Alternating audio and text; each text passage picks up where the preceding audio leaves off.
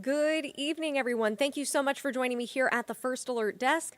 My name's Karli Barnett. We want to give you a look at some of the stories that we are following for your Christmas Eve. We hope maybe you're out and about, or maybe you have people visiting you. Tomorrow, of course, is Christmas, first night of Hanukkah. There is a lot to look forward to and a lot to celebrate, and we want to make sure that you're prepared for all of it. I want to give you just a breakdown of some of the stories that we're following, but we know that several of you may be out and about. We know that you may not be having time to sit there in front of the TV and get all of your news from Atlanta News First, so it's a really good opportunity to go ahead and download our Atlanta News First app. That way you can get any breaking news updates sent directly to your phone, and of course you can always watch on atlantanewsfirst.com. You can join us again tonight at 11. Some programming changes. We don't have a 10 o'clock newscast tonight, but you can get all of the latest stories as well as your full First Alert forecast on Atlanta News First tonight at 11 on WANF. So let's go ahead and give you a look at some of the updates that we have. Of course, these are just a few of the stories. We're going to have much more later on tonight, but this is some breaking news that we have been following since earlier this evening. 3 homes in a Gwinnett County neighborhood go up in flames. We know one was destroyed. We know 2 others were very badly burned. People unfortunately reported losing everything as a result of these fires. A spokesperson with the Gwinnett County Fire and Emergency Services said crews responded on Swan Ridge Circle in Grayson around noon today. They found a house fully engulfed in flames, as well as on either side of that home, so it had spread. The good news here is that there were no reports of any injuries, but the one house, you can see all that damage, is a total loss. The occupants of the home told firefighters they were in the kitchen when they heard a noise from the roof.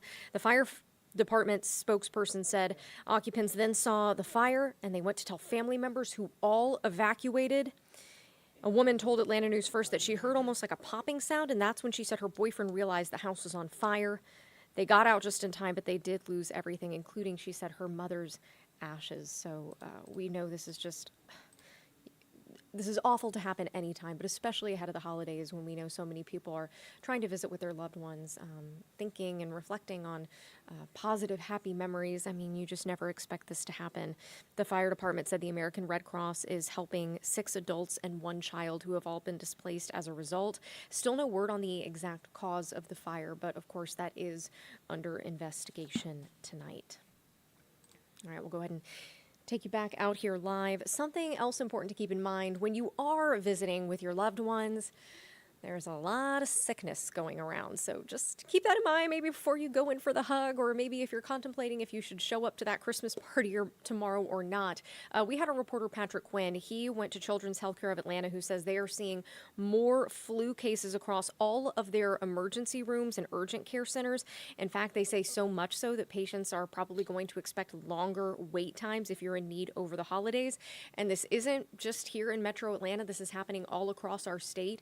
In fact, according to the Atlanta-based Centers for Disease Control and Prevention, flu cases are up 9% in just the last week. So, I mean, we know it's always something that we're cautious of this time of year. We always tell you, hey, make sure you remember to wash your hands and do all of the things that we are supposed to do at this time of year. But it is always top of mind, particularly when we know there are so many holiday gatherings and eventually New Year's gatherings coming up. So here's Patrick Quinn reporting. The sound of the season for Shanae Smith, a nurse practitioner at Vital Care Express in Roswell. All right, we're going to take a listen to your breathing. Smith told me flu cases are on the rise at her clinic, and the Centers for Disease Control and Prevention says the flu is surging statewide. Georgia is one of 15 states right now with high or very high levels of the flu, up from just 6 states with similar levels a week earlier. Everyone is sick. Everyone's walking around coughing, hacking. It's just spreading. Children's Healthcare of Atlanta told me they're seeing an increase in ER and urgent care center volumes at their facilities across the metro due to respiratory illness. Deep breath in and out. A lot of people come in and they think they have COVID, and when we swab and test them, they end up coming out with either flu A or flu B. In fact, according to the CDC, COVID cases are trending down since the summer. The flu is the focus. Health officials reminding the public it's not too late to get the flu shot. A spokesperson for Children's told me the best way to limit the spread of the flu is to get vaccinated, stay home if you're sick, and wash your hands. But if you're showing severe symptoms, including a fever over 101 degrees and intense cough or body aches, doctors recommend seeing a specialist. There's plenty of qualified help around, and for Shanae, a good attitude helps. If you're coming in sick, one, my personality is definitely going to heal. It's going to heal you.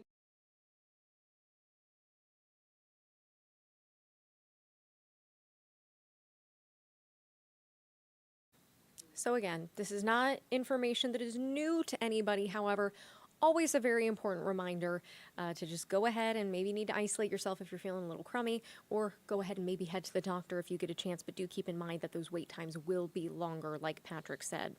All right, since we are talking about our newscast coming up later tonight at 11, a quick look ahead to a story from our reporter Bridget Spencer. She sits down with an officer from Kennesaw State University who was injured a little over 2 weeks ago after his home caught fire. He was trying to get his fiancée out of the house. She made it out safely, but unfortunately he suffered very severe burns in that process. Here's a look at what's left of their house. And now the community there in Kennesaw has rallied around this police officer to try to help in whatever way they can, of course. Here at the holidays, it's just that help is so critical. And Bridget Spencer, she sits down with him to talk to him about how he's doing and the outpouring of support that he has seen as a result. I mean, you can obviously see his injuries are extensive, and we are certainly thinking of him. So if you want to see that interview, that is going to be later on tonight at 11, and you can always catch it on atlantanewsfirst.com as well. And here's a story that I thought was interesting. In the nature of the holidays, it's just always nice to share something that's kind of cool, kind of piques your interest. This is, if you look at the state capitol and you see the gold dome, did you know that that gold comes from right here in Georgia? If anyone else grew up in Metro Atlanta, like myself, maybe you went on the field trip to Dahlonega where you got to pan for gold. That was always a favorite field trip of all of the students, but they just recently refurbished this gold dome, and it comes from right here in Dahlonega, that very gold. Atlanta News First reporter Abby Kasouras has a look at how it makes it from the mines to the state capitol. Take a look. When it was built, the Capitol Dome didn't shine like it does today. It was made of tin. But the move to change it was a way to display Georgia's rich history. The first ever gold rush was here in Georgia. At one time, you could pick up gold nuggets with your bare hands. Sifting through the dirt, you can find little flecks. And there it is. Some of the best in the world. The mine here boasts that Dahlonega gold is the most pure natural gold you can find. Dathan Harbor takes us 200 feet underground. In 1880, hard rock was hit, veins of quartz containing gold. Drilling into the rock by hand and with heavy machinery.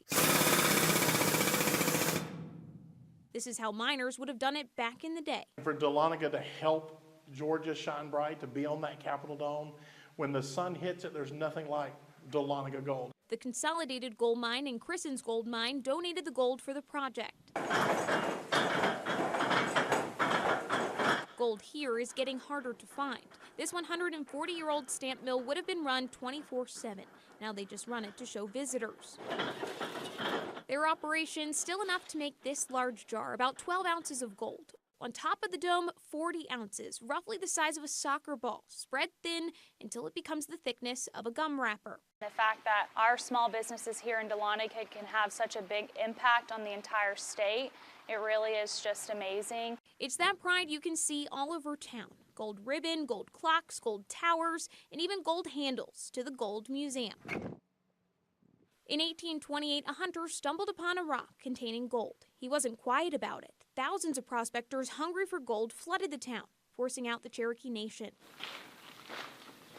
The U.S. Mint operated for decades, producing more than $6 million worth of coins. But Georgia's gold rush was just that, a rush, and the gold dried up.